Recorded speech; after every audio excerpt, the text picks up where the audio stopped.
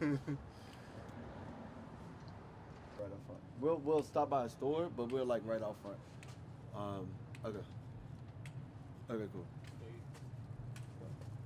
A few years ago, I tried to go in the SRO and, saw a property manager there, and I asked him, like, hey, my name is Jason. I work for an organization called Vocal New York. I want to do outreach in your building to see if I can, talk to folks about getting housing. And the person looked at me, he's like, why would I let you do that? He was like, that's my check. You think I'm gonna allow you to come in and talk to folks about getting housing and like leave here? It's like you're taking food away, like you're taking money away from me. Yeah. They're pretty much like worse freshman dorms, right? They're like pretty bad. They're single rooms. They provide kind of like communal cooking facilities, some of them, if they have cooking facilities at all. But they always all have like shared bathrooms and shared like showering facilities.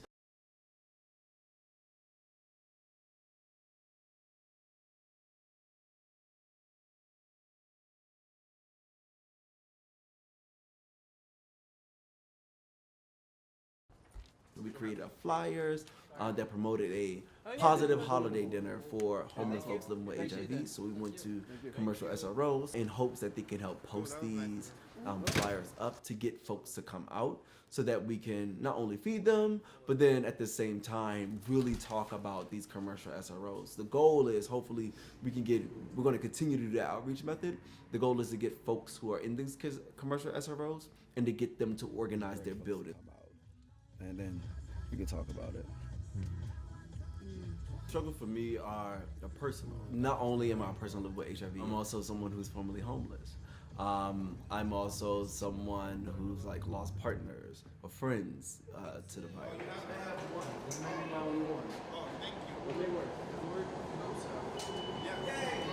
From doing those meetings, we've been hearing more and more about folks saying, I'm paying half of my SSD check to live in this shelter, and they're kicking me out, and so I've heard that repeatedly. We're having a holiday dinner for folks living with HIV on Wednesday. We posted some of those things. What some stuff date on the is bulletin that board. on? It's on the 7th. However, most clients do not know what their rights are and don't know that by city law that they have a right to be in medically appropriate housing. So the work that I do here at Vocal is to make sure that we build power among low-income folks living with HIV/AIDS, to make sure that we can change the direction of the epidemic, which is finding itself more and more situated and embedded in low-income communities, of color.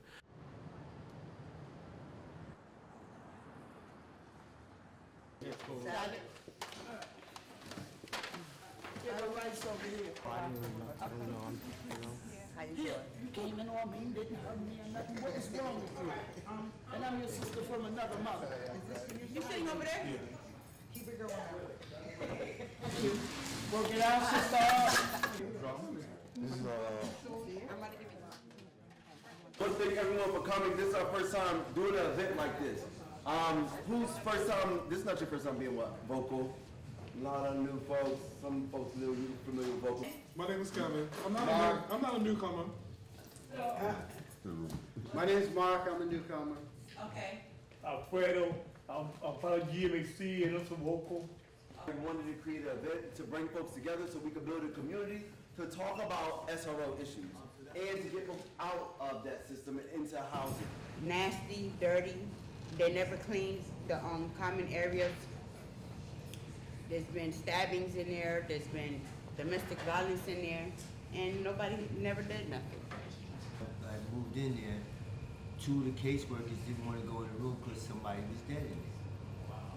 The plan was to keep the building in a chaotic state and everybody destabilized, so we can't get right because we have to keep moving, we have to keep starting over, we have to keep replacing things that we've already acquired.